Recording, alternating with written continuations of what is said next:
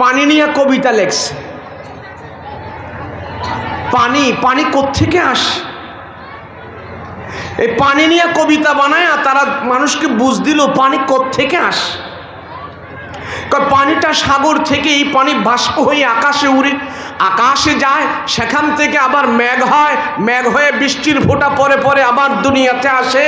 পাহাড়ে পড়লে পাহাড়ের পানি, ঝর্ণায় পড়লে ঝর্ণার পানি, খালে পড়লে খালের পানি, বিলে পড়লে বিলের পানি, নদীতে পড়লে নদীর পানি, নালায় পড়লে নালার পানি, পুকুরে পড়লে পুকুরের পানি। আবার এই পানিগুলো নদীর মাধ্যমে সাগরের মধ্যে যায়, আবার সেখান থেকে বাষ্প হয়ে আকাশে উড়ে, আকাশে মেঘমালা হয়ে বৃষ্টির ফোঁটা পরে পরে এক এক জায়গায় যখন পানি বিচরণ করে এক এক নাম ধারণ করে, আবার নদীর মাধ্যমে সাগরে যায়, সাগর থেকে আবার পানি আকাশে উড়ে। এটা বিজ্ঞানের থিওরি। বিজ্ঞান এইভাবে কবিতা বানাইছে। আমি বলি বিজ্ঞানে যদি পানি নিয়ে এইভাবে কবিতা বানাইতে পারে, তাহলে বিজ্ঞান তো মানুষকে নিয়ে যদি একটু রিসার্চ করে মানুষ কোত্থেকে আসলো, যদি এই থিওরিটা তারা অবলম্বন করত, তাহলে বলতো না যে মানুষ বানর থেকে আসছে। তারা এই থিওরি, এই পানির কবিতাটা যদি মানুষকে নিয়ে রিসার্চ করত, তাহলে তারা একদিন বুঝতে পারত মানুষ আল্লাহর কাছ থেকে আসছে, ঘুরিয়া ফিরিয়া আবার সেই মানুষ আল্লাহর কাছেই যাবে। কথা বলেন ঠিক কিনা? বলেন আমাদের দাম আছে না নাই? যদিও আমরা সংখ্যা একটু কম, তারপরেও আমরা দাম আছে না নাই? দামি জিনিস অল্প লোকেই খরিদ করতে পারে। কেন? জান্নাত অনেক দামি, কিন্তু ওই জান্নাতের ভিতরে যাবে মানুষ কম। তামাম দুনিয়াতে যত মানুষ আছে সমস্ত মানুষের ভিতর থেকে জান্নাতের সংখ্যা কম। জান্নাতি মানুষের সংখ্যা কম হবে, জাহান্নামীদের সংখ্যাই বেশি হবে। আজকেও যদি আমরা এখানে সংখ্যায় কম থাকি, তাহলে বোঝা গেল জান্নাতের সাথে আমাদের এই সংখ্যাটা মিল আছে। কথা বলেন ঠিক কিনা? কেন? গুনাহমুক্ত মানুষগুলো জান্নাতে যাবে, আল্লাহর নাফরমানি যারা করে না তারাই জান্নাতে যাবে, আল্লাহর পছন্দের মানুষগুলোই জান্নাতের ভিতরে যাবে। আর যে আল্লাহর নাফরমানি থেকে মুক্ত জীবন ব্যবহার করে, গুনাহমুক্ত জীবন ব্যবহার করলো, সে পাপ মুক্ত জীবন অতিবাহিত করলো, তার জন্যই আল্লাহ জান্নাতের খুশখবরি সংবাদ আল্লাহ পাক দিয়েছেন। কথা বলুন ঠিক কিনা? সমস্ত নবীরা জান্নাতের ভিতরে যাবে, সমস্ত সাহাবায়ে কেরাম জান্নাতের ভিতরে যাবে। কোনো নবী গুনাহ করে নাই, কোনো নবীর দ্বারা গুনাহ হয় নাই, বেগুনাহ মাসুম। এই মাসুম নবীদেরকে আল্লাহ পাক জান্নাতের ভিতরে আল্লাহ ঢুকায়া দিবে। গুনাহ নাই, আল্লাহর পছন্দের, এদের মন মতের।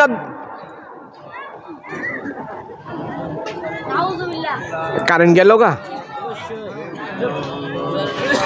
লা লা ইলাহা ইল্লাল্লাহ, লা ইলাহা, লা ইলাহা ইল্লাল্লাহ মুহাম্মাদুর রাসূলুল্লাহ সাল্লাল্লাহু আলাইহি। সব নবীদেরকে আল্লাহ পাক জান্নাতের মেহমান বানাবেন। একজন নবীকেও আল্লাহ জান্নাতের বাহিরে রাখবে না। নবীরা তাদের মনমতো জীবন যাপন করে নাই, নবীদের ইচ্ছা মতো তারা কোনোদিন কোনো কিছু করে নাই। সব করেছেন আল্লাহর হুকুম মতো, সব করেছেন মালিকের মন মতো, সব করেছেন জান্নাতের মালিকের মন মতো। সেই জন্য আল্লাহ বলেন নবীদেরকে যতক্ষণ পর্যন্ত আমি জান্নাতের মেহমান না বানাবো, অতক্ষণ পর্যন্ত কোনো মানুষ জান্নাতে যেতে পারবে না। আগে আমার নবীরা জান্নাতের ভিতরে ঢুকবে, আগে আমার আল্লাহর রসুলের সাহাবীরা জান্নাতের ভিতরে ঢুকবে। কারণ কি? তাদের কোনো গুনাহ নাই, অনেক পরিশ্রম হয়েছে তাদের, অনেক কষ্ট হয়েছে তাদের দুনিয়ার জীবনে চলতে। সেই কষ্টটা তারা করছি আল্লাহকে রাজি খুশি করার জন্যে। সেই জন্য আল্লাহ পাক বলে আমি আল্লাহ তোমাদেরকে জান্নাতের ভিতরে প্রবেশ করানোর জন্য আমার আল্লাহর উপরে ওয়াজিব হয়ে গেছে। আমি তোমাদের জন্যই জান্নাত বানিয়েছি। তোমরা আমার রহমের দিকে আসছো, তোমরা আমার দয়ার দিকে আসছো, তোমরা আমার ক্ষমার দিকে আসছো। সেই জন্য আমি আল্লাহ তোমাদের দিকটাও জান্নাতের দিকে নিয়ে গেছি। আমি আল্লাহ তোমাদেরকে জান্নাতের মেহমান বানিয়ে দেব।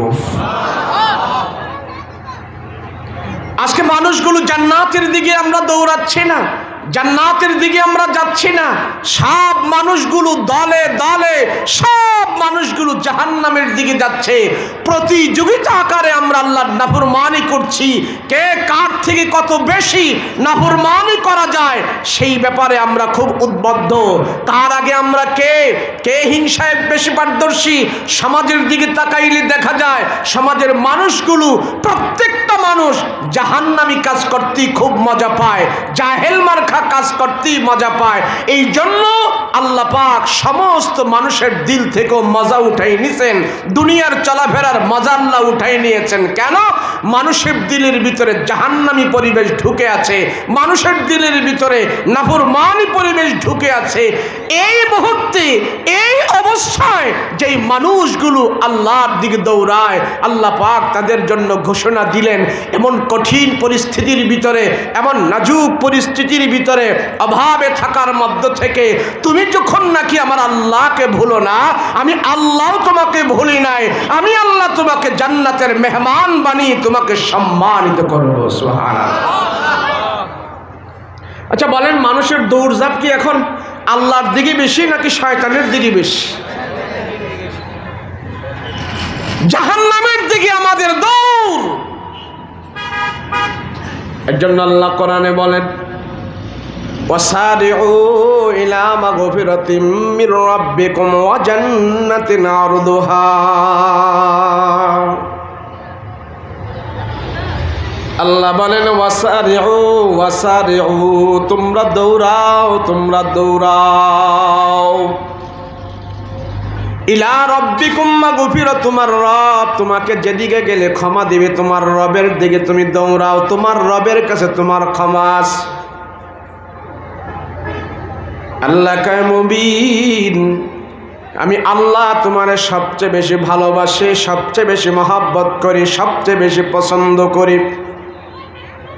সেই জন্য বান্দা তুমি জাহান্নামের আগুনে জ্বললে আমার কাছেও কষ্ট লাগবে বেশি। সেই জন্য আমি আল্লাহ বলে ওয়াসারিউ ইলা রাব্বিকুম মাগফিরা, তোমার রবের ক্ষমার দিকে তোমরা দৌড়াও, তোমার রবের দিকে তোমরা দৌড়াও। রব বলে তুমি যদি আমার দিকে হেঁটে হেঁটে আসো, আমার রহমত তোমার দিকে দৌড়ায় যাবে। আর তুমি যদি আমার দিকে দৌড়ে দৌড়ে আসো, আমার দয়া রহমতের কোলে আল্লাহ বান্দাকে টান দিয়া উঠায়া নিবে।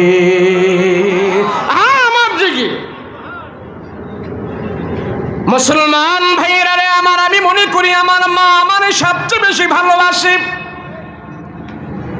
আমি মনে করি আমার বিবি আমারে সবচেয়ে বেশি আদর করে, সবচেয়ে বেশি মহব্বত করে। আমি মনে করি হুজুর আমার নেতা আমারে খুব ভালোবাসে। আমার এমপি সাহেব আমাকে রাতের বেলা কল করে আমাকে স্মরণ করে, আমি কত দামি, আমারে কত এমপি সাহেব মহব্বত করে। আল্লাহ ডাক দিয়া কয়, মানুষ তুমি একটু বিবেক করে দেখো, বিবেক করে দেখো, আমি আল্লাহ তোমারে যত ভালোবাসি পৃথিবীর কোনো মানুষ তোমাকে তত ভালোবাসে না। আমি আল্লাহ তোরে সবচেয়ে বেশি ভালোবাসি। আল্লাহ যদি আমাকে আপনাকে এত ভালো না বাসতেন, এত পাপ করার পরেও দুনিয়ার জমিনে আমি দাম্ভিকতার সহিত চলতে পারতাম না। আল্লাহ যদি মানুষকে এত ভালো না বাসতো, মানুষ এত অপরাধ করার পরও দুনিয়াতে এইভাবে চলাফেরা করতে পারতো না। কথা বলেন ঠিক কিনা? এই জন্য আল্লাহ ডাক দিয়া কয়, মানুষ তোমরা আমাকে চেনো, আমাকে চেনো, আমাকে চেনো, আমাকে চেনো। আমি কে, আমার পাওয়ার কত, আমার ক্ষমতা কত, আমি আল্লাহ কি করতে পারি তোমরা আমাকে চেনো। আল্লাহ আমাদের জন্য সব কিছুর ব্যবস্থা করে দিয়েছে। আল্লাহ ডাক দিয়া বলে, মানুষ আমি আল্লাহ তোমার প্রয়োজনের সব কিছু আমি দুনিয়াতে যাওয়ার আগে তোমার জন্য ব্যবস্থা করেছি। আমি আল্লাহ তোমার জন্য রহমান, আমি আল্লাহ তোমার জন্য মেহেরবান, আমি আল্লাহ তোমার জন্য গফফার, আমি আল্লাহ তোমার জন্য রাজ্জাক। আমি আল্লাহ দুনিয়াতে তুমি যাওয়ার আগে তোমার রিজিকের ব্যবস্থা করে রেখে দিয়েছি। আমি রিজিকের ব্যবস্থা করেছি, আমার আল্লাহ ডাক দিয়া বলে, মানুষ আমি তোমার জন্য কত বড় দয়াবান, কত বড়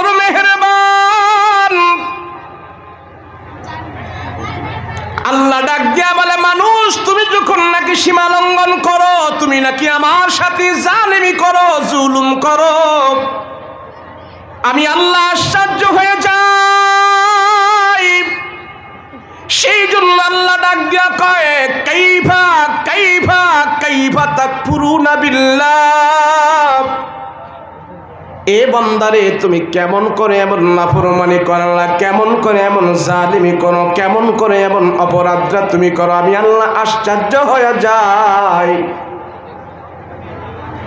দেখেন না আমাদের সমাজে কিছু মানুষ আছে, পাকনা দাড়িওয়ালা মানুষ যদি জিনা করে, খারাপ করে, পাড়া মহল্লার সব মানুষ তারে নিয়ে আশ্চর্য হয়ে যায়। মুরব্বী কাজটা কেমনে করলো, তার দ্বারা এটা শোভা পায় না। আরে হুজুরে এই কাজটা কেমনে করলো, করা ঠিক হয় নাই। মেম্বারে কাজটা কেমনে করলো, আশ্চর্য হয়ে যায়। পাকনা দাড়িওয়ালা মুরব্বী যদি একটা খারাপ কাজ করে, সমাজের মানুষ আশ্চর্য হয়ে যায়। আল্লাহ ডাক দেয়া কয়, মানুষ তুমি যে নাফরমানি করো, তুমি যে জালিমি করো, তুমি যে জুলুমি করো, তুমি যে নাফরমানি করো, অত্যাচার করো, আমার আল্লাহকে না মানিয়া, ফজরের নামাজ না পড়িয়া তুমি লেপের নিচে ঘুমায়া থাকো, আমি আল্লাহ তোমাকে মসজিদে ডাকি, তুমি আমার ডাককে পাত্তা দাও না, তুমি ঘুমায়া থাকো, তোমার মন মতো তুমি চলো। সেই জন্য আমি আল্লাহ আশ্চর্য হয়ে যাই। রে বান্দা, তুমি একটু বিবেক করে দেখো, এই জমিনে তোমার কোনো অস্তিত্ব ছিল না, আমি আল্লাহ এমন পদার্থ দিয়ে তোমাকে বানিয়েছি, এমন না পাক পানি দিয়ে আমি আল্লাহ তোমাকে বানিয়েছি, যে পানির কথা 2-4 জন মানুষের সামনে বলতে পারো না, এমন না পাক পানি দিয়ে আমি আল্লাহ তোমাকে বানিয়েছি। তুমি তোমার কথা স্মরণ করো, স্মরণ করলেই তুমি বুঝতে পারবে তোমার কোনো অস্তিত্ব ছিল না। সেই জন্য আল্লাহ ডাক দিয়া কয়, মানুষ তোমার কাজ কর্ম দেখে আমি আল্লাহ আশ্চর্য হয়ে যাই, তোমার কর্ম দেখে আমি আল্লাহ আশ্চর্য হয়ে যাই। তুমি তো পৃথিবীতে স্থায়ী না, তুমি 50, 60, 70, 100, 200 বছর আগে পৃথিবীতে ছিলে না, তুমি কোথায় ছিলা একটু চিন্তা করো। আমি আল্লাহ যেখান থেকে তোমাকে নিয়েছি, আবার সেখান থেকে আমি আল্লাহ তোমাকে নিয়ে আসবো, দুনিয়া থেকে আবার ওই জায়গায় আমি আল্লাহ তোমাকে নিয়ে আসবো, দুনিয়া ঘুরিয়া ফিরিয়া আবার তুমি আমার কাছে চলে যাইবা। যেখান থেকে পাঠিয়েছি ওখান থেকে ওখানের মধ্যে আল্লাহ আমি তোমাকে হাজির করব, তোমার কর্ম দেখে যেন আমি আশ্চর্য না হই, এমন ভাবে দুনিয়াতে চলাফেরা করবা।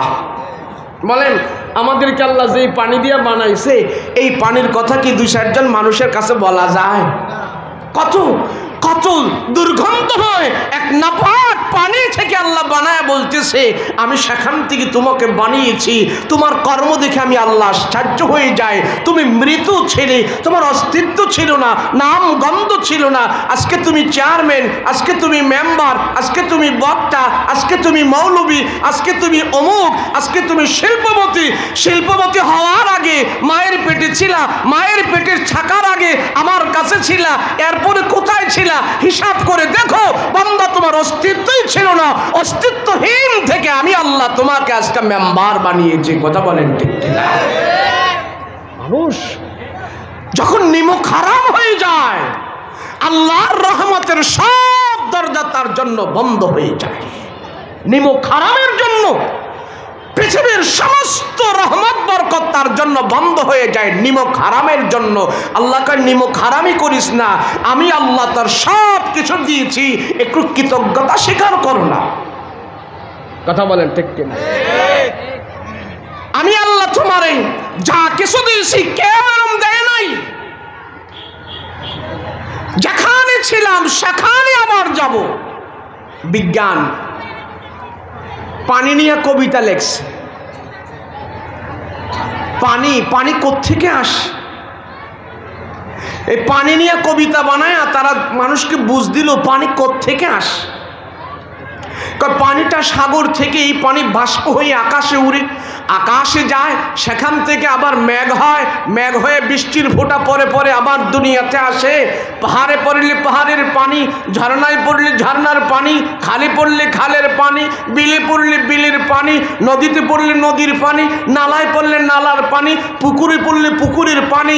আবার এই পানিগুলো নদীর মাধ্যমে সাগরের মধ্যে যায়, আবার সেখান থেকে বাষ্প হয়ে আকাশে উড়ে, আকাশে মেঘমালা হয়ে বৃষ্টির ফোঁটা পরে পরে এক এক জায়গায় যখন পানি বিচরণ করে এক এক নাম ধারণ করে, আবার নদীর মাধ্যমে সাগরে যায়, সাগর থেকে আবার পানি আকাশে উড়ে। এটা বিজ্ঞানের থিওরি, বিজ্ঞান এইভাবে কবিতা বানাইছে। আমি বলি বিজ্ঞানে যদি পানি নিয়ে এইভাবে কবিতা বানাইতে পারে, তাহলে বিজ্ঞান তো মানুষকে নিয়ে যদি একটু রিসার্চ করে, মানুষ কোত্থেকে আসলো, যদি এই থিওরিটা তারা অবলম্বন করত, তাহলে বলতো না যে মানুষ বানর থেকে আসছে। তারা এই থিওরি, এই পানির কবিতাটা যদি মানুষকে নিয়ে রিসার্চ করত, তাহলে তারা একদিন বুঝতে পারত মানুষ আল্লাহর কাছ থেকে আসছে, ঘুরিয়া ফিরিয়া আবার সেই মানুষ আল্লাহর কাছেই যাবে। কথা বলেন ঠিক কিনা? আল্লাহকে আবার কাছ থেকে আমি তোমাকে তোমার মায়ের পেটে দিয়েছি, সেখান থেকে আমার দুনিয়াতে তুমি গেছো, তুমি হয়তো শিশু, তোমার মুখে দাঁত ছিল না, তুমি শক্ত খাবার খেতে পারো নাই, তুমি ছিলা শিশু। একটু বয়স যখন তোমার হয়েছে, তুমি হইছো কিশোর, আর একটু বছর বয়স হয়েছে তুমি হইলে বালক, এরপরে তুমি হবে জামাই, এরপরে তুমি হবে শ্বশুর, এরপরে তুমি হবে দাদা, এরপরে তুমি হবে চাচা, এরপরে তুমি হবে জ্যাঠা। এইভাবে বয়স বৃদ্ধি হতে হতে এক এক জায়গায় তোমার নাম পরিবর্তন হয়েছে। আবার মৃত্যু নামক যন্ত্রণা দিয়া আমি আল্লাহ আবার আমার কাছেই নিয়ে আসবো। কথা বলেন ঠিক কিনা? মানুষ তুমি তোমার কথা চিন্তা করো। রাসূলকে জিজ্ঞেস করলেন, ইয়া রাসূলুল্লাহ, বিনা দলিলে মানি আল্লাহ এক, আল্লাহ যে আছে আমরা বিনা দলিলে মানি আল্লাহ এক, তুমি কিছু নমুনা দেখি, কোনো কিছু দুনিয়ার দেখে আমরা আল্লাহকে সহজে কিভাবে মানতে পারি, এমন কিছু আছে কিনা? রাসূল বলেন, তাফাক্কারু ফি খালকিল্লাহ, আল্লাহর সৃষ্টি নিয়ে আল্লাহ তোমাকে যা দিয়েছে তা নিয়ে একটু গবেষণা করো, দেখবে আল্লাহ পাক তোমার সামনে হাজির হয়ে যাবে। আমাদের গবেষণা নাই তো। এই বাচ্চারা কথা বলে না, কথা বলো না, কথা আমাদের গবেষণা নাই তো। খালি আছে 3 বেলা খাবার, রাজনীতি, ফাজনীতি, ফাজলামি, নীতি নাই, নীতি ছাড়া অনীতি। 3 বেলা খাবার আছে, বৌজি পোলা নিয়ে আনন্দ আছে, ঘুমানি আছে, প্রস্রাব পায়খানা আছে, মোটামুটি এই কয়েকটা জিনিস আমাদের আছেই। আরে প্রস্রাব পায়খানা আছে, ঘুম আছে, খাওয়া দাওয়া আছে, বিয়ে শাদী আছে, বাচ্চা দান আছে, এগুলি তো আমার নয়, এগুলি তো গরু ছাগলের ভিতরেও আছে। কথা বলেন ঠিক কিনা? তাহলে আমারে বানাইলো কেন? আমারে বানানোর কারণটা কি? গরু ছাগলের তো দুনিয়াতে থাকতো, আমারে বানানোর তো দরকার ছিল না। আমারে বানাইলো কে? আমি নিজে একবার খুঁজে দেখলাম না। কথা বলেন ঠিক কিনা? খোঁজো না মালিককে, খোঁজো না আল্লাহকে। কবিতা সুন্দর করে এক কবি আল্লাহর সৃষ্টি নিয়ে এক কবিতা বলছে, কয় আচ্ছা মানুষ বলো দেখি রাত্র কেন কালো, চাঁদ সূরজ কোথা হতে পেল এত আলো, পশু পাখি কয় না কথা মানুষ কেন কয়, বলো বলো বলো মানুষ এসব কেমন করে হয়, ফুলগুলি সব নানান রঙে কেমন করে হয়, পাতাগুলো সবুজ বটে ফুলের মতো নয়, দুধ কেন হয় সাদা মরিচ কেন ঝাল, আমগুলি পাকলে আবার কেমনে তা হয় লাল, আমরা মানুষ বাস করি ভাই এই দুনিয়ার রঙে, হাতের রেখা আর চেহারা মিলে না কারো সঙ্গে, আর মিলে না কথার ধরন আঙ্গুলের টিপ, আল্লাহ আছে একজন এবার প্রমাণ হলো ঠিক। খোঁজো না আল্লাহকে। মানুষ যদি ইনসাফ করে চলে, একটা মানুষও জাহান্নামে যাবে না। সব মানুষকে আল্লাহ ইনসাফের কারণে তার জান্নাতের মেহমান বানিয়ে দেবে। আমাদের যাচাই নাই, আমাদের বাছাই নাই, আমাদের ইনসাফ নাই। মানুষ হয় মানুষ এমন এমন কাজ করেছে, তার কাজের কারণে বলে, তার কাজের কারণে বলতে মনে চায়, তার কাজের কারণে তার মানুষ মনে হয় না। যদিও মানুষ মনে হয় তার মাথার মধ্যে আল্লাহ, মাথার মধ্যে কোনো কিছু নাই, গিলু নাই, তার ছিঁড়া গেছে। মানুষ হয় এমন কাজ সে কেমনে করে? ইনসাফ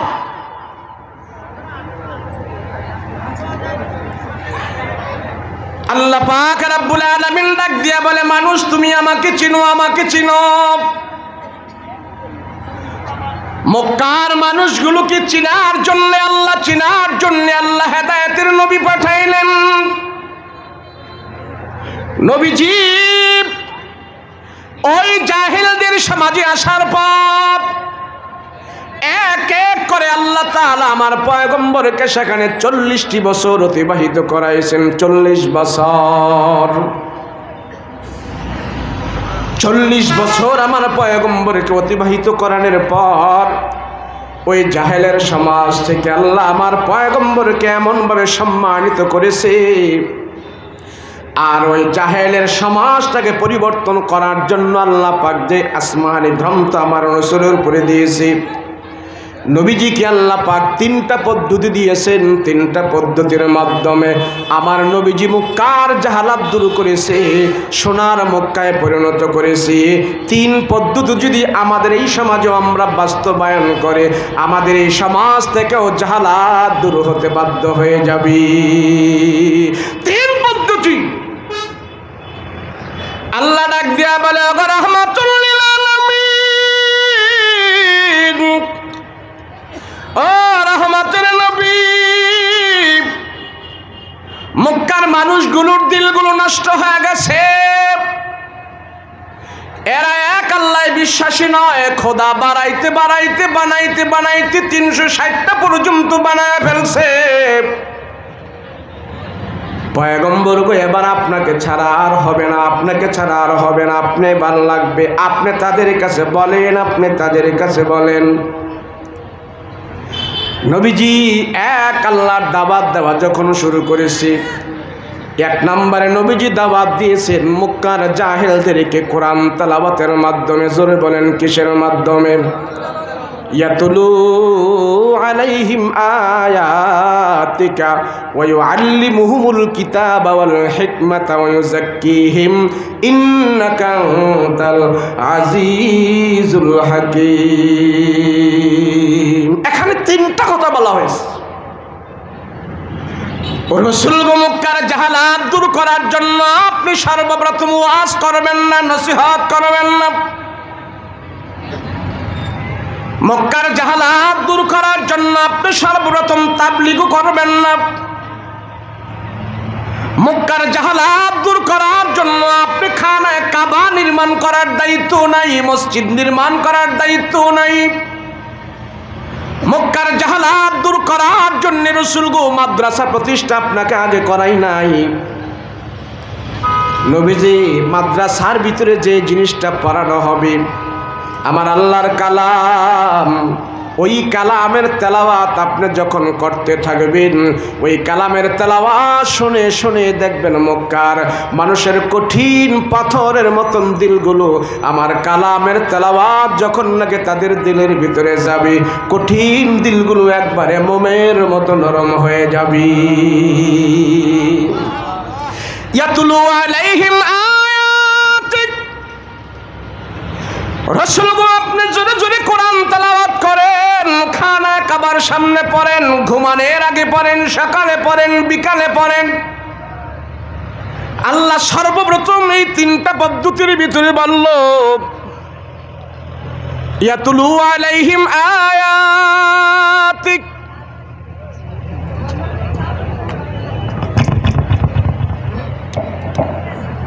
ইয়াতুলু আলাইহিম আয়াতিকা ওয়া ইউআল্লিমুহুমুল কিতাব। নবীজি আপনার উপরে 1 নাম্বার দায়িত্ব হইল আপনি কোরআন তেলাওয়াত করেন। নবী যখন নাকি কোরআন তেলাওয়াত করত, কোরআন তেলাওয়াত শুনে শুনে অনেক মানুষ বিনা দাওয়াতে পয়গম্বরের হাতে হাত রেখে তারা মুসলমান হয়ে যেত। কোরআন তেলাওয়াত করেন।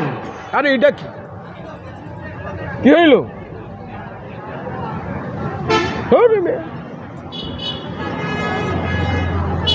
মাইক লাগাইস, সাউন্ড বাড়ানো। লা ইলাহা ইল্লাল্লাহ, লা ইলাহা লা ইলাহা ইল্লাল্লাহ লা ইলাহা ইল্লাল্লাহ লা ইলাহা ইল্লাল্লাহ মুহাম্মাদুর রাসূলুল্লাহ সাল্লাল্লাহু সাউন্ড হ্যাঁ সাউন্ড আইতে মাশাআল্লাহ। আপনারা যে ভদ্র মানুষ এটা বোঝা গেছে।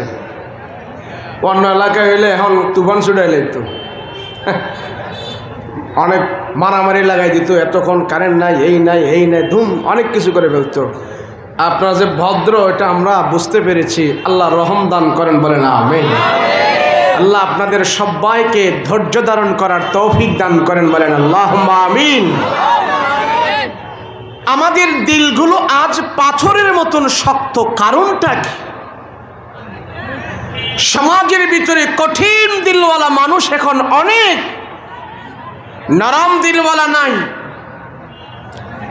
দয়া মায়া উদারতা আমাদের দিল থেকে সরে গেছে। তার কারণ কাফির মুশরিকের দিলের চাইতেও আমার আপনার দিল আরো কঠিন হয়ে গেছে। তার কারণ কি? একটাই কারণ, আমার আপনার দিলের ভিতরে জাহান্নামী পরিবেশ বেশি। আমার আপনার দিলের ভিতরে হারামের সংখ্যা বেশি, দুনিয়ার চাহিদা বেশি, দুনিয়ার লোভ বেশি, আখিরাতের চিন্তা কম, আখিরাত সম্পর্কে বেখবর। সেই জন্য মানুষের দিলগুলো পাথরের চাইতে আরো বেশি শক্ত হয়ে গেছে। বলেন, হযরত ওমরের দিল কি নরম ছিল নাকি শক্ত ছিল? ওমরের দিল নরম ছিল না, অনেক শক্ত ছিল। সেই শক্ত দিলটাকে আল্লাহ পাক এমন নরম করেছে, যেই তরবারি আমার রাসূলুল্লাহর জন্য হাঁকিয়েছিল নবীজির গর্দান কেটে নিয়ে আসবে, সেই তরবারি কোরআন তেলাওয়াত শুনে যখন ওমরের দিল এমন নরম হয়েছে, ওই তরবারি আমার রাসূলুল্লাহর কদমে রেখে হযরত ওমর তার পুরাটা যৌবন জীবন আমার রাসূলুল্লাহর কাছে ন্যস্ত করে দিয়েছে। কিসের মাধ্যমে? কেন? কোরআন শুনেছি, কোরআনের আয়াত যে হযরত ওমরের শক্ত দিলের ভিতরে ধাক্কা লেগেছে, আর ধাক্কা লাগার কারণে ওমরের কঠিন দিলটা মোমের মতো নরম হয় নাই। শুধু হযরত ওমরকে আল্লাহ এমন ভাবে কবুল করেছে, तमाम দুনিয়ার জন্য অর্ধ জাহানের আল্লাহ খলিফা তারে বানাই দিস। বলেন, ওমর তো ইসলাম গ্রহণ করার আগে এত দামি মানুষ ছিল না, সমাজে ওমরের এত দাম ছিল না। হযরত ওমর ফারুক রাদিয়াল্লাহু আনহু নিজে বলেন, ইসলাম গ্রহণ করার আগে কেউ আমাকে দাম দিত না। হযরত ওমরের বাবা পর্যন্ত ওমরকে নিয়ে অনেক টেনশন করত, পরেশান হতো। হায় হায়, আমার এই ছেলেটা কি কইরা দুনিয়াতে চলবো। ওমর রাদিয়াল্লাহু আনহু খুব মোটা সোটা মানুষ ছিলেন, ঘাড় তো মোটা ছিল, হাত ডাক খুব কড়া ছিল, লম্বা একটা মানুষ ছিলেন। ইসলাম গ্রহণ করার আগে এত আকল বুদ্ধি ছিল না, নেশা করত, সোজা মানুষ ছিল, সোজা মানুষ, সাদা সিধা বুঝেন কারে বলে? সাদা সিধা। আমাদের কুমিল্লা কয় একটু আকল ভতার কম, নোয়াখালীরা কয় ব্যাককল। কি কল? ব্যাককল। কুমিল্লায় কয় আকল ভতার কম, ঢাকায় কয় হামদু আবুল, আর একটু পরে গেলে হেরা কয় মগা, যমুনার হি পারে রংপুর গেলে কয় অগা, বগুড়ারা কয় মবিস, আর বরিশালের খেবু পাড়ার হেদিকে গেলে কয় খেবু পাড়ার বলদ। এবার বুঝছেন তো কেমন মানুষ ছিল। এমন একটা সাদা সিধে মানুষ। হযরত ওমর বলে, আমার বাবা আমাকে নিয়ে অনেক টেনশন করতো, আমি দুনিয়াতে কি করে চলবো।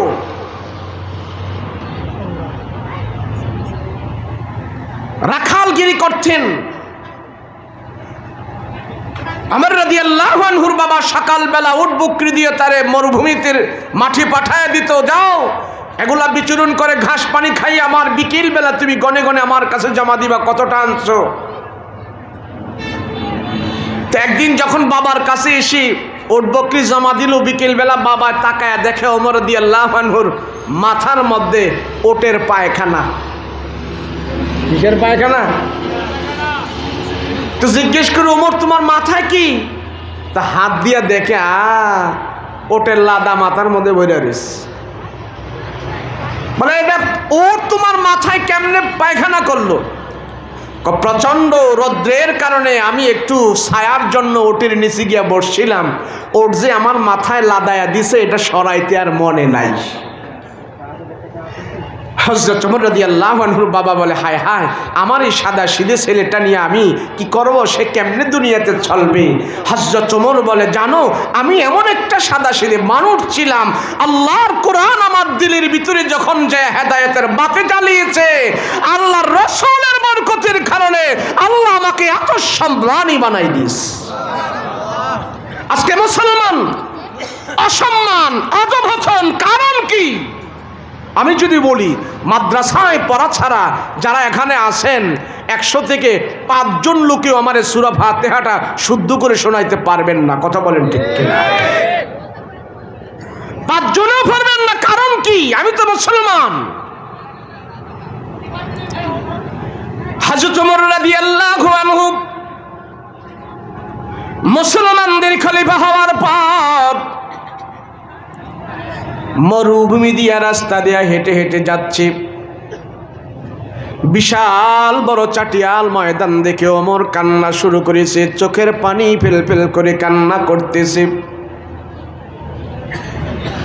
সাথীরা জিজ্ঞেস করলেন, ওগো আমিরুল মুমিনিন, আপনি কেন কান্না করেন? কারণ কি? সাউন্ড দাও, সাউন্ড দাও। আবার হ্যাঁ হ্যাঁ করো মিয়া, সাউন্ড ঠিক করো।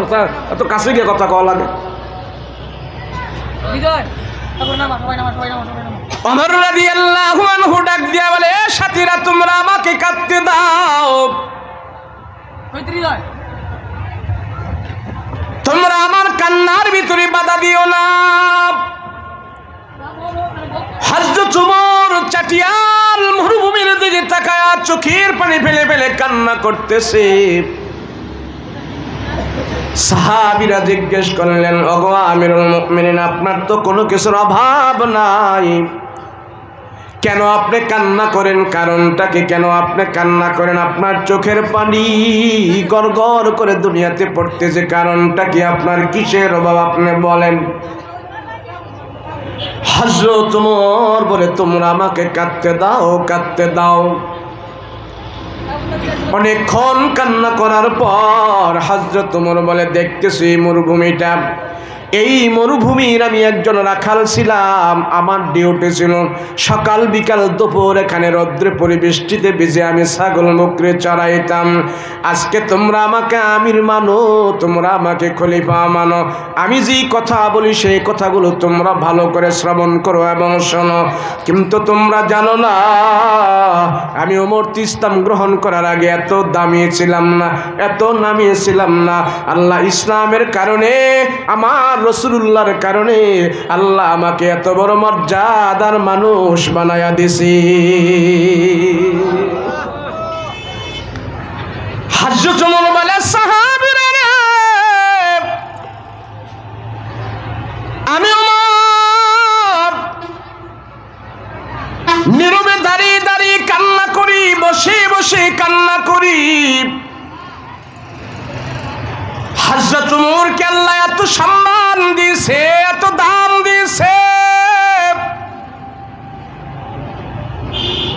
এমন একটা হাবলা মানুষকে আল্লাহ কোরআনে কারীমের শ্রবণের মাধ্যমে আমার নবীজির দোয়ার কারণে আল্লাহ তো সম্মানী বানায় দিয়েছে। কেমন সম্মান! হযরত ওমরের কথায় কোরআনে কারিমের ভিতরে 12 জায়গায় আল্লাহ কোরআনের আয়াত নাজিল করে দিয়েছে। সুবহানাল্লাহ। होते न मोहम्मद पे अगर खत्म रिसालत, होती न मोहम्मद पे अगर खत्म रिसालत, फारूक के इस अजमत कुबरा के सजावार, फारूक की इस अजमत कुबरा के सजावार। এমন একটা মানুষ ছিলেন ওমর, এমন একজন মানুষ ছিলেন হযরত ওমর। রাসূল বলেন আমার পরে যদি কেউ নবী হতো হতো সেই ওমর। রাহমাতুল লিল আলামিন ডাইনে বামে সামনে পিছনে থেকে হযরত ওমর ঈমান গ্রহণ করেছে, নবীজির মন মানসিকতা সব কিছু বুঝেছে। ওমর রাদিয়াল্লাহু আনহু কঠিন দিনটা পর্যন্ত মুমিনের মতো আরাম করে দিয়েছে কোরআনের কারণে। এই মানুষটা ইসলামের পথে আসার পর, কোরআন গ্রহণ করার পর, মুসলমান হওয়ার পর, খলিফা হওয়ার পর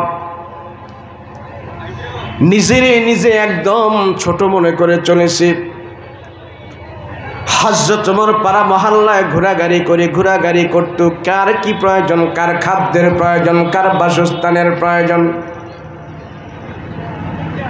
আরে আমার সমাজে কোন মানুষটা যেন না খেয়ে আছে, কোন মানুষটা যেন শীতে থরথর করে কাঁপতেছে। হযরত ওমর কারো কাছে জিজ্ঞেস করতো না, নিজে যা খবর নিত। এমনকি দূর দূরান্ত পর্যন্ত রাতের বেলা চলে যেত খবর নেওয়ার জন্য। আমার সমাজের মানুষগুলো, আমার রাজ্যের মানুষগুলো কোন অবস্থায় আছে।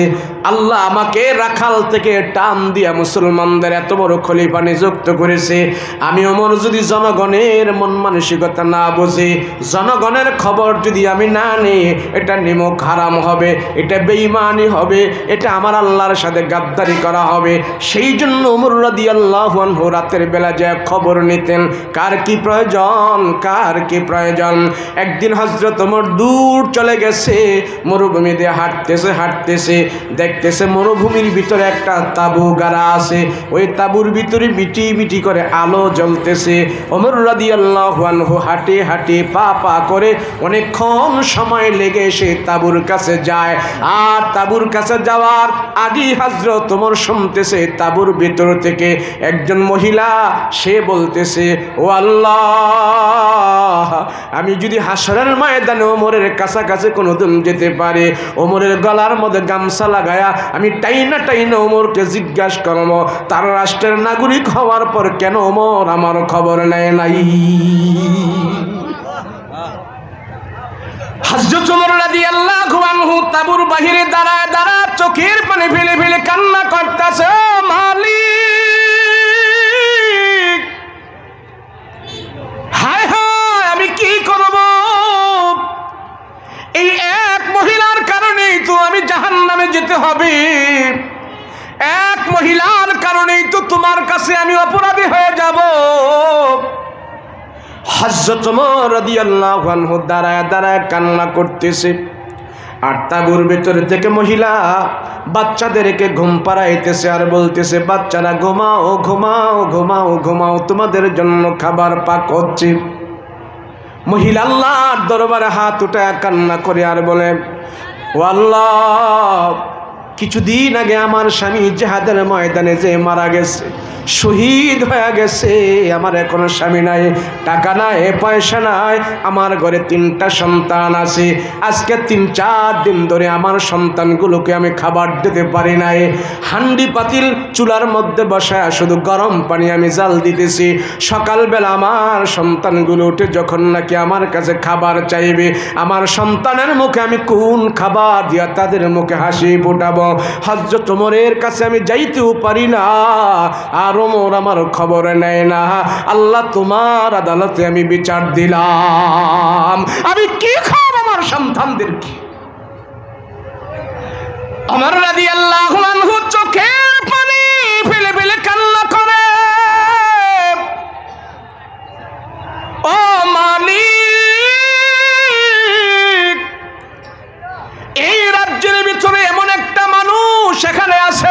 জানি না, কে আমার কাছে খবর দেয় নাই।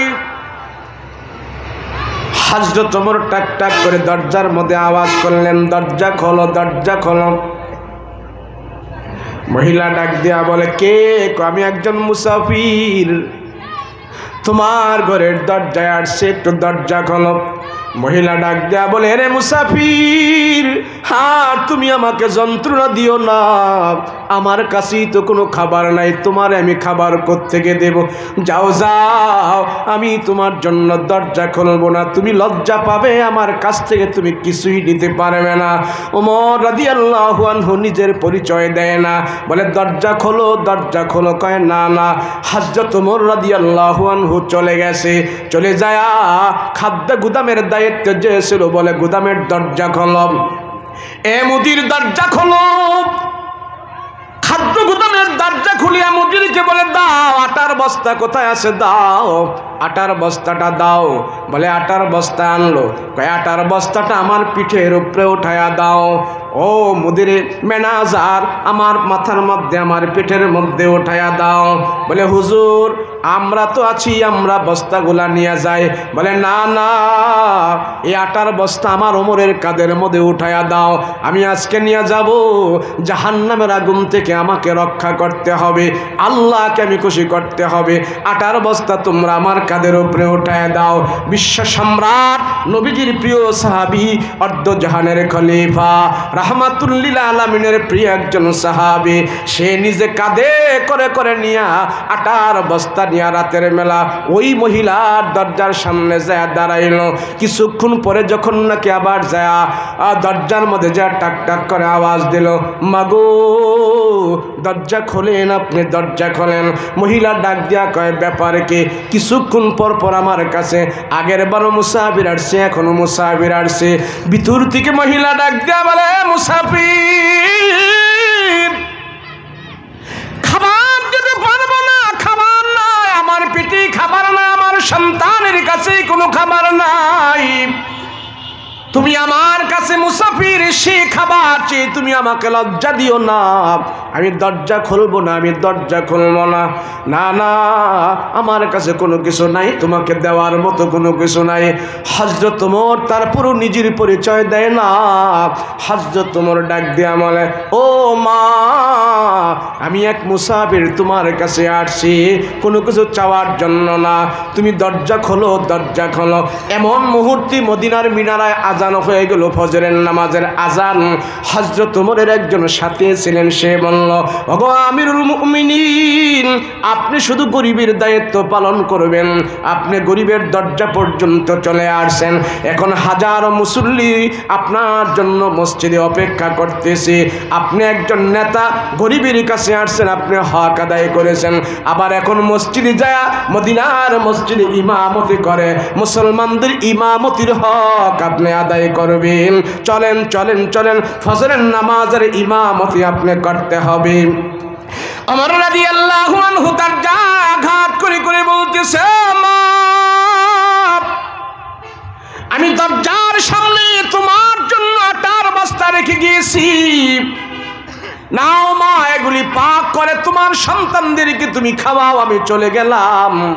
হযরত ওমর সেখানে দেরি করে নাই, ও তার সঙ্গীকে নিয়ে দৌড়ায় চলে আসছে যেন মহিলা টের না পায়।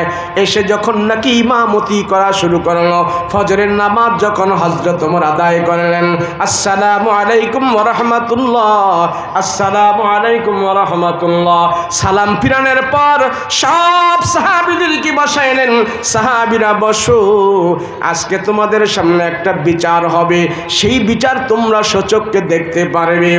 আল্লাহর নবীর রাহমাতুল লিল আলামিনের প্রিয় সাহাবী ওমর সব সাহাবীদেরকে বসাইয়া ওমর বলতেছে, যাও যাও, সুদূর দূরে একজন মহিলা তাঁবুর ভিতরে আসে, তারে যায় তোমরা মসজিদে নববীতে হাজির করো। হযরত ওমর তার দল বল পাঠায় দিল মহিলাকে হাজির করার জন্য।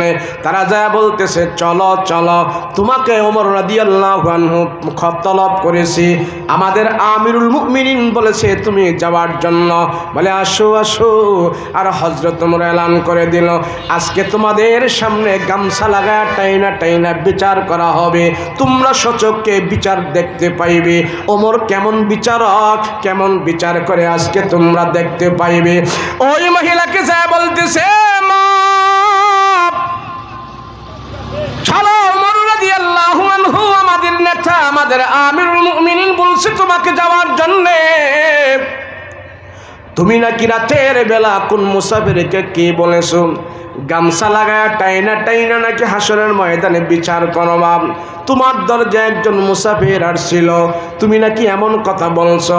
ওই মহিলা কাঁপা কাঁপি আরম্ভ করে দিয়েছে, হায় রে, হযরত ওমরের কানে শুদ্ধই বিচার চলে গেছে, আমার আরো রক্ষা নাই। এই বিচার যদি ওমর করে, আমি গরিব মানুষ, ওমর যদি সেই বিচার আমার উপরে করে, আমি আর দুনিয়াতে বেঁচে থাকার সম্ভাবনা নাই। মহিলা ভয় পেয়ে গেছে। দুই সাহাবী তাঁবুর ভিতর থেকে মহিলাকে ধরে ধরে নিয়ে আসলেন। আল্লাহর নবীর প্রিয় সাহাবী ওমর মসজিদে নববীর ভিতরে বসা, মসজিদে নববীর ভিতরে যখন নাকি মহিলাকে নিয়ে আসলো, হযরত ওমর রাদিয়াল্লাহু আনহু সাহাবীদেরকে বলতেছে, তোমরা জায়গা দাও, জায়গা দাও। সব সাহাবীরা মসজিদের ভিতরে বসা আছে। আমিরুল মুমিনিন মহিলাকে ডেকে আনলো। ওগো মা,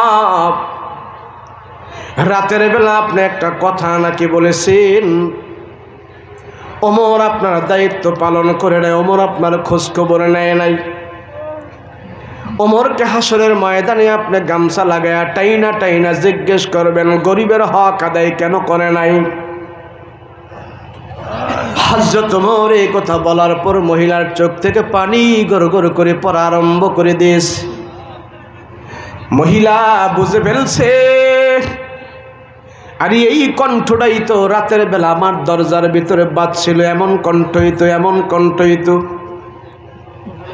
মহিলা ডাক দেয়া কয়, গো আমিরুল মুমিনিন, জীবনে যদি কোনো অন্যায় করে থাকি, মনে হয় এটাই আমি করেছি, আপনি আমাকে মাফ করে দেন। ওমর রাদিয়াল্লাহু আনহু ডাক দেয়া বলে, মা আপনি কোনো ভুল করেন নাই, আমি ভুল করেছি। নেন নেন, আপনার জন্য আমি গামছা রেডি রেখেছি। রাতের বেলায় কোনো মুসাফির আপনার দরজায় যায় নাই, আমি ওমর আপনার দরজায় গিয়ে আমার নিজের কানে কানে এই কথাগুলো শুনেছি। মাগো, হাসরের ময়দানে আপনি আমার বিচার করবেন না, হাসরের ময়দানে আল্লাহর আদালতে এই কথা বলবেন না। এই গামছা দিলাম, নবীর সাহাবীরা এখানে বসা আছে, নবীর সাহাবীদের সামনে আপনার যত শক্তি আছে, আমার গলায় গামছা লাগায়া টাইনা টাইনা আপনি সবার সামনে আমাকে অপমান করেন, আমি মাথা পেতে মেনে নিতে রাজি আছি। আর সবাইকে আপনি বলে দেন, আমার মতো ওমরকে আপনি ক্ষমা করেছেন কিনা। আপনি যদি ক্ষমা না করেন, আল্লাহর আদালতে আমার কোনো রক্ষা নাই। আমি ওমর কি জবাব দিব, আমি ওমরকে জবাব দেব। আমি ইনসাফ আমার রাষ্ট্রে প্রতিষ্ঠা করতে পারি নাই, আমি বেইনসাফি হয়ে আল্লাহর দরবারে হাজির হতে চাই না। সবার সামনে আপনি বলে দেন, আপনি আমাকে ক্ষমা করেছেন কিনা। আল্লাহু আকবার। তারা হলো বিচারক, এরা হলো বিচারক, ইনসাফ তা শিখাইছি। আমাকে আল্লাহ মাল দিয়েছে, দৌলত দিয়েছে। আমি আগে ছোট্ট একটা কুঠির ঘরে ছিলাম, এখন আমি ব্যবসা বাণিজ্য করে এমনি সেমনে আমার বিল্ডিং হয়েছে, অট্টালিকা হয়েছে, কিন্তু আমার বাহাদুরি তাফালিংও বাড়ছে। আল্লাহ নিমুখ হারাম, আগের কথা স্মরণ কর।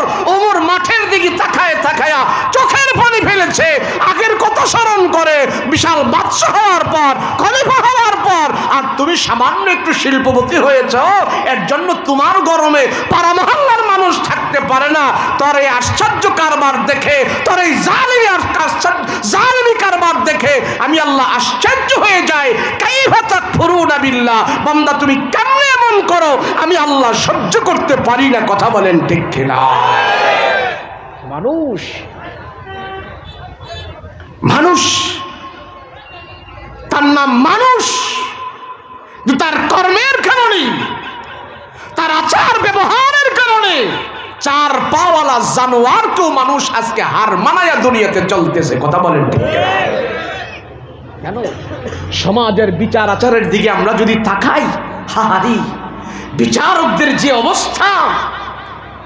আরে আমার এই সমাজে যদি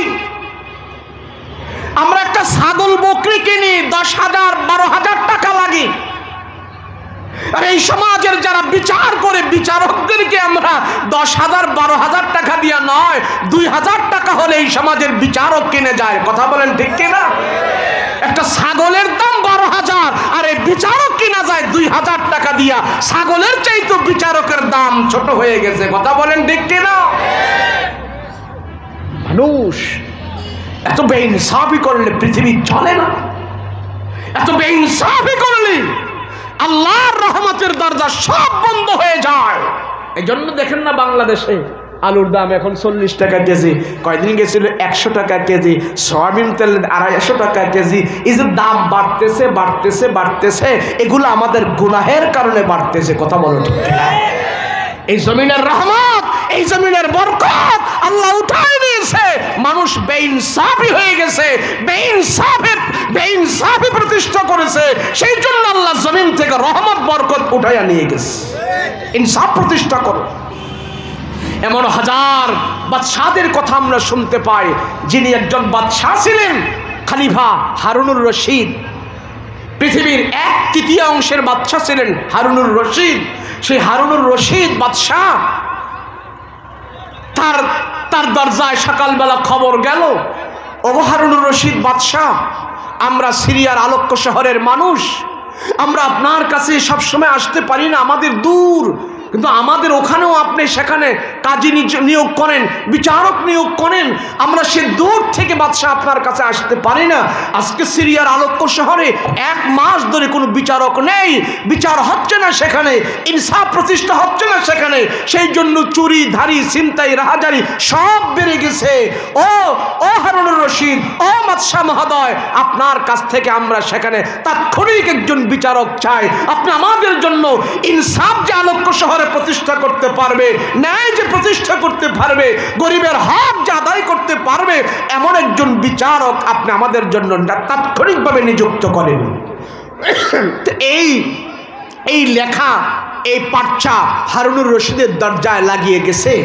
সকালবেলা বাদশাহ হারুনুর রশিদ উঠে দেখে তার দরজার সামনে এই লেখাগুলো আছে, সিরিয়ার আলোক্য শহরে ছিনতাই বেড়ে গেছে, চুরি বেড়ে গেছে, জিনা বেড়ে গেছে, মানুষের ভিতরে ব্যভিচার বেড়ে গেছে, সেখানে তাৎক্ষণিকভাবে বিচারক নিযুক্ত করতে হবে। আজ 1 মাস ধরে সেখানে বিচারক নাই, বিচারকের প্রয়োজন সেখানে। তো বাদশাহ চিন্তা করলো, মানুষের বিচারক নিযুক্ত করার জন্য এত তাৎক্ষণিকভাবে তো কোনো বিচারককে আমি সেখানে নির্ণয় করতে পারবো না, কি করা যায়? হঠাৎ করেই তো কোনো মানুষকে সেখানে বিচারক নিযুক্ত করা যাবে না, করা যায় কি? তখন হারুনুর রশিদ চিন্তা করলেন, বাদশাহ হারুনুর রশিদ চিন্তা করলেন যে তাৎক্ষণিকভাবে সেখানে বিচারক নিযুক্ত করব না, আমি নিজেই ছদ্মবেশে সেই এলাকাতে চলে যাই, বিচারক সেজে আমি নিজেই সেখানের ইনসাফের বিচার করব। সুবহানাল্লাহ।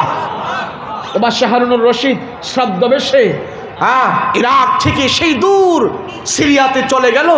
সিরিয়াতে যে ছদ্মবেশ, তো এখন তো মোবাইলের যুগ, টেলিফোনের যুগ, একে অপরে সবাই চিনে, বিশ্বের যে কোনো জায়গায় থাকে ভিডিও কলের মাধ্যমে সবাইকে চিনে। তখন চিনতো না, কিন্তু তাদের শাসন চলতো। উনি যখন ছদ্মবেশে সিরিয়ায় চলে গেল, ওনাকে ওখানকার কেউ চিনে না।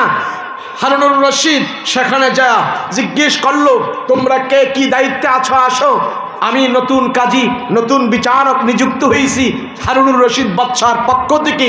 তোমাদের মাঝে 1 মাস ধরে বিচারক নেই, তোমাদের মাঝে অনেক বিচার জমে আছে। আজ থেকে যে 1 মাসে যে অপরাধগুলো জমা হয়েছে, তাদের ভিতর থেকে জঘন্য অপরাধী যারা আছে তাদের বিচার আগে করা শুরু হবে। নিয়ে আসেন। আমি নিযুক্ত করব।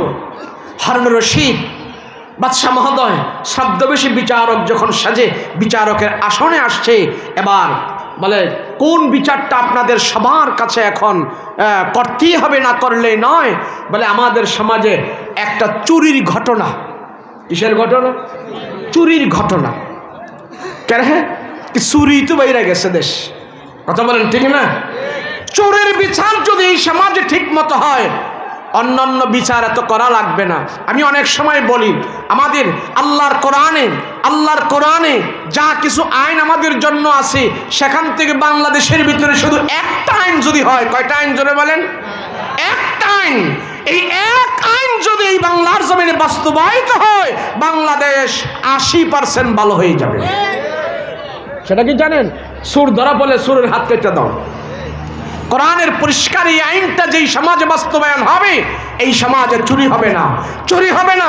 গুলিস্তান টাকার বস্তা ফেলে রাখলেও কেউ ধরবে না। হ্যাঁ, ধরলে হাত কাটা যাবে, কথা বলেন ঠিক কিনা? খালি একটা আইন কোরআন থেকে বাস্তবায়ন করো, কিন্তু করবে না। করবে কে? যে করবে এই তো বড় চোর। যারা করবে তারাই তো দেশের টাকা বিদেশে পাচার করতেছে। করবেটা কি? সরকার হিমশিম খেয়ে গেছে, এত চোর বেড়ে গেছে। কোন দিক থেকে ব্যাংকের টাকা চুরি হয়, হ্যাঁ, মানুষের টাকা চুরি হয়ে যাচ্ছে, সরকারও দিশেহারা হয়ে গেছে। আমার দেশে এত চোর কেমনে বাড়ছে? কথা বলেন ঠিক কিনা? একটা গল্প পড়েছিলাম, সৌদি আরব নাকি চুরিধারি বাইরে গেছে। এখন সৌদি আরবের লোকেরা চিন্তা করলো, পুলিশ র্যাব এগুলা দিয়ে তো আমরা চোর ধরতে পারি না, চোর ধরার মেশিন লাগাই। জাপান থেকে টেকনোলজি মেশিন আনছে, চোর ধরার মেশিন। তো চোর ধরার মেশিন লাগায়া সৌদি আরবের লোক 2 মাস অপেক্ষা করলো, যে দেখি 2 মাসের ভিতরে কয়টা চোর ধরা পড়ছে। তো 2 মাস পরে যখন নাকি মেশিন যায় খুলছে, তো সৌদি আরবের লোকেরা সেখানে দেখলেন পুরা সৌদি আরব থেকে 5 জন চোর ধরা খাইছে। কয়জন চোর? 5 জন। তো এই খবর আবার পাইল দুবাইয়ের তারা। দুবাই হেরা কয়, আমাগো দেশে তো সারা দেশের সিটার আর বাটপাড়া এসে আড্ডা জমাইছে, বড় বড় চোরটি আমাগো দেশে থাকে, এগুলিরও ধরার জন্য আমরা একটা মেশিন লাগাই। তো দুবাইয়ের তারাও মেশিন লাগাইছে। মেশিন লাগাইয়া দেখে 2 মাস পরে যে মেশিন চেক করছে, যাই চোর ধরা পড়ছে 10 জন। কয়জন? 10 জন। এইভাবে বাংলাদেশের তারাও মেশিন লাগাইছে। দেখি আমগো দেশ তো চোরের দেশ, সারা বাংলাদেশ পরিচিত, চোর ধরার মেশিন লাগাইছে। 2 মাস পরে যায় বাঙালিরা মেশিন চেক করতে গেছে, যায় চোর তো ধরবে দূরের কথা, মেশিনই চুরি হইয়া গেছে। নারায়ে তাকবীর, নারায়ে তাকবীর, নারায়ে তাকবীর, আল্লাহু তাকবীর, নারায়ে তাকবীর।